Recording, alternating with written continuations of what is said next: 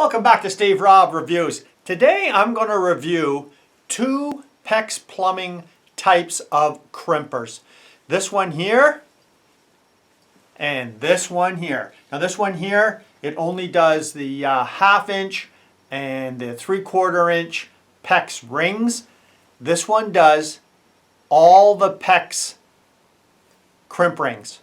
And there's two different styles. I'm going to show you them both. I'll show you the whole idea behind PEX Plumbing, and I'll put my playlist down underneath for all the different projects that I've done up at my place in Northern Ontario. And it's all off-grid, and it's all completely using PEX. And it's mostly with this style, which is the PEX rings that you compress. And I did do this style here in the beginning. And there's a reason why somebody would pick this tool over this tool, and which one is the best and which one is best suited for you. So we're going to go over here on the bench and I'm going to show you the fittings. I'm going to show you the different types of PEX pipe, and we're going to go over the procedure on how you would actually use both these tools, and you decide which one is best for you. But all I'm going to say for now is I need both of these. This one versus this one. Well, you can get away with either one, but you're going to run into a situation where, yeah, you're going to need both. So let's go over to the bench. Let's take a look. Well, let's first start off with the PEX pipe. It comes in various sizes. This is 1/2 inch. You can get 3/4 inch. You can get 1 inch. The majority of the people are going to use the 1/2 inch. So this is what you cut it with. Very simple. Now, this here is 100 feet, 1/2 inch for $30. Now you go price out 100 feet of copper 1/2 inch, see how you make out, because you're never going to buy it for $30. And so this is what you use to cut it with. Here's the crimper. I'm going to show you what it's matched for. Now this is only for the crimp rings, and you can cut the old crimp ring off and reuse your fitting. Now this one here is a close access crimper. It's got an angled head on it for getting in spots where you don't have a lot of access. This one here is strictly for 1/2 inch, and this, I've showed this already, and this is the 1/2 inch. So you have the first one here is going to be for the 1/2 inch, next one's 3/4, and this is the 3/4 ring, this is the 1/2 inch ring. So you can get PEX in different types of format. You can get it in a coil, or you can get it in straight sections. And this is a 3/4, that's the 1/2 inch. And I've shown on my channel how to make some gas tank nozzles. You know, the nozzles that you can put on your gas tank to extend it, and you know, use this stuff here, and I tell you what, it's better than any store-bought thing you ever seen before. So you can check that out. And these are the go and no-go gauges, which will verify that you've, say on the 3/4 inch here, that you've crimped it correctly. So you use these gauges, no go and go, to verify that the crimp is put on correctly. So here are some of the connections that you buy, all these different crimp fittings. And you can see how this here is a 1 inch, and you use this with the smaller one here, with this one here. So you can see how this tool by itself here, it will do the 1 inch, the 3/4, and the 1/2 inch all together. Now the other tools, here's the 1/2 inch, here's the 3/4. So I'll tell you right now, these type of crimp rings here are about, I would say, a little bit more than half the price of going with the ear type. You know, when you have to clamp this one and you compress this. I'll show you how it's done. But I buy them, I got a container here, an old one. I buy them in a container like this for the rings, and they are so much cheaper than the this style here. Now these are all stainless steel. These ones here are copper. On the outside they're just painted black, but they're copper. So I'm going to show you how, take for instance this fitting, how this one here correlates to the instructions on how to actually insert this in the pipe and get the crimp correctly. Because I will tell you something, in all the years from the first time that I started using either this style here or this style here, I have never once yet had a leak. And before, when I was working with copper, well, you're only as good as your soldering experience, right? And yeah, I had my share of leaks. So let's take a good close look and see how this is supposed to match up with your PEX pipe and the relationship of this particular ring right here. Okay, so there you go right there. I just got my cutter and I cut off a little section of PEX pipe, and I just want to show you the idea behind this.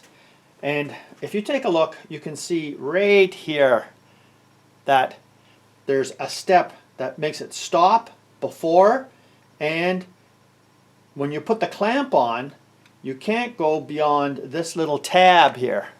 You see that? I'll just move it up a little bit here for you. See that little tab here?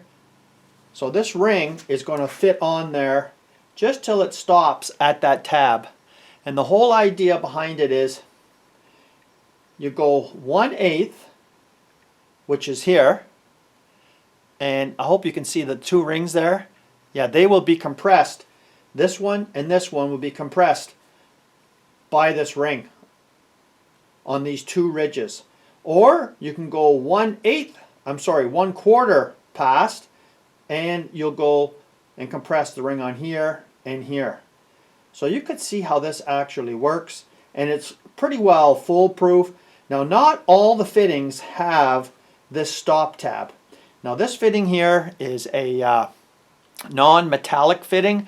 They're the only ones I buy anymore, and I'll show you a, let's see if I got a brass one. I'll show you a brass one, just hold on. Okay, so here's the brass one, and you could see where it's got a shoulder right at the end there that the pipe would stop on, and then you would have to actually just back off your ring. So if I just put it on like this, you'd have to back off the ring to about 1/8 of an inch, and then when I pull this away, you'll see where it actually goes on these two ribs, and that seals in there perfectly. Okay, so before we're going to go compress a ring onto the pipe, I'd just like to show you here. Here is the ring compression tool, and you got the 1/2 inch here, and below is the 3/4. Now look how much you have to actually open up the tool, a minimum to about here, to get it over top of the ring, and then compress it. So if you could just imagine if you're working somewhere in a confined space, yeah, look at the amount of swing that you have here. And when we look at the other tool, when the tool is completely opened up, it's like this. And when you're finished crimping, I don't know if you could hear it or not, there. The tool automatically opens up. There's a ratchet mechanism in behind here that when you get to the end and it's come to the perfect crimp, it opens the tool for you. So you can see how the tool won't open here. When you get to the proper crimp compression, and here's the end here, boom, it's done. So you could see, you know, like this one here, yeah, it's a lot less restrictive on space. And if you go to one like this, that's a close quarter one. Just get it open here. There. This one here, that's the most it's open right there. Then you just crimp it all the way home, and that's it. So I mean, really, you have to look at the situation at what you have in front of you and how much room you have to crimp and what your preference is. For me, I like both of them together because sometimes yeah, the crimp rings using this style, well, you could see on this one, right? I mean, look how much you got to open this jaws. There's a lot of situations where you're restricted by the amount of space and the amount of swing that you have to move this in there and everything. But I really haven't had that many difficult situations. So that's why I got the 1/2 inch here, because I use 1/2 inch most of the time for everything. And if you're wondering about this tool here, the cutter. Okay, so the whole idea behind the cutter is, here's a ring on here, right? So the whole idea is you get your tubing cutter and you cut your tubing away, and what you're going to be left with is the fitting and the ring. So what you're going to have to imagine here is, take for instance, you have this one here, like this. So you have this fitting on, like this. So what you would do is you would cut it back here, and I'll just take this off because I don't want to destroy it. But you take this tool, you insert it. Now you have to remember that this is being backwards when you have the fitting is actually in there. So you'd have to imagine that the fitting is in here as well. And the round piece goes in your pipe, and this one here will cut off the ring so that you can extract the fitting and reuse it. So that's, part of the kit, and I bought this as a kit. So let me just show you a couple of compression. Well, I'll show you one compression ring, and at the other end I'll show you the crimp, and you can decide which one you think is best for your particular situation. Okay, so here we go here, and I've got it just in there. Now you're going to have to imagine that there's a fitting in there, right? I'm not going to start destroying a whole bunch of fittings just for display purposes. And by the way, the brass fittings for PEX are about twice the price as the non-brass fittings. Now I don't believe this is just regular plastic. It's like a special type of plastic.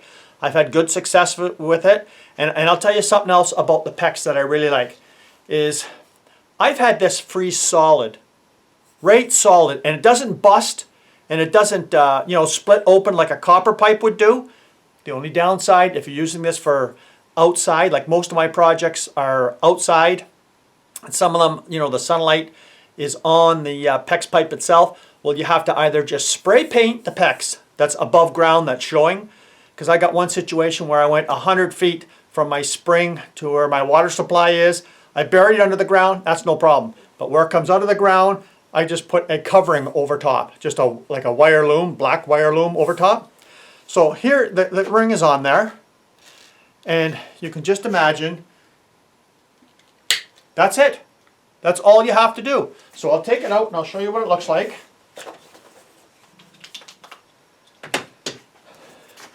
And that's on there just like that. So now we'll take a look at a crimp ring. So here is a 1/2 inch crimp ring.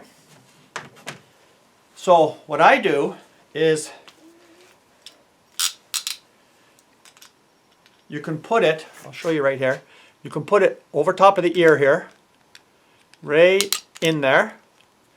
Now, what I like about this one here is it's not as hard to figure out, because you can put it in here and move the pipe in and out all you want, but you just get to where you want, and then it's hard to do this with one hand here.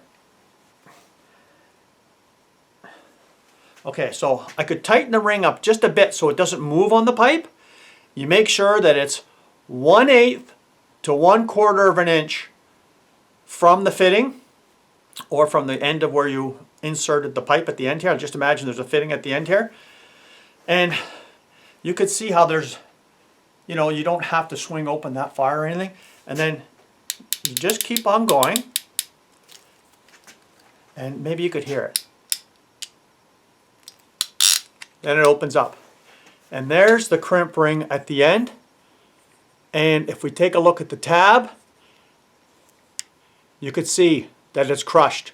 And the whole idea is that if we just take a look at right there, the difference between this side and that side, that compresses it to where it should be. By the jaws coming in, and it only allows it to crimp a certain amount.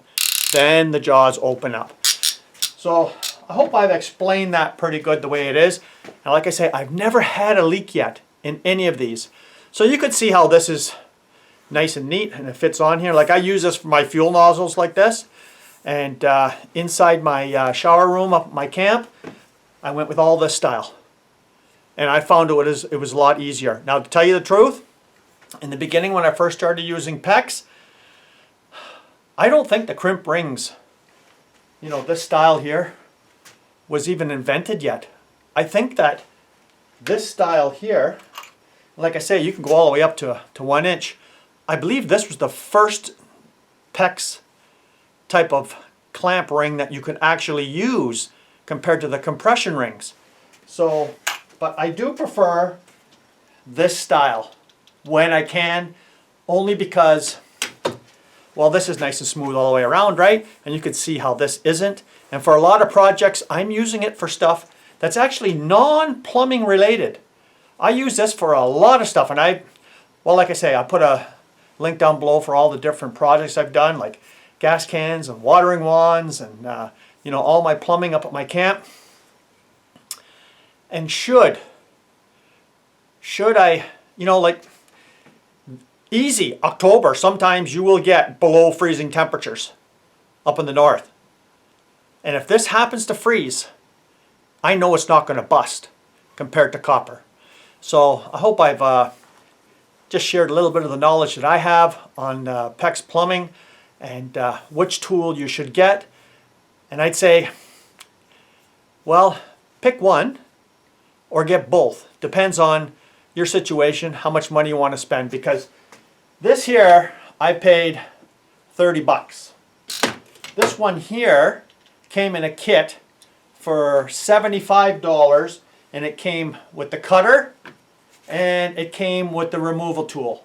So, you know, really, in my view, they're really not that expensive when you consider you can get 100 feet of this stuff. And this is PEX B plumbing, which is not as flexible as PEX A. So yeah, there's a lot more to this PEX, you know, than just a, you know, a little short video. But yeah, do your homework, decide what you want to do. But there's a huge cost saving as well with going with this. And if you're not that good at soldering, well, it can be a frustrating experience with solder. I don't see anybody that would have a problem going with this type of plumbing, you know, attachment for your fittings. And it's just so much easier in my mind. So thanks for joining me here today. If you've never seen this channel before, you're welcome to subscribe. Come back again and get some real reviews. Cheers.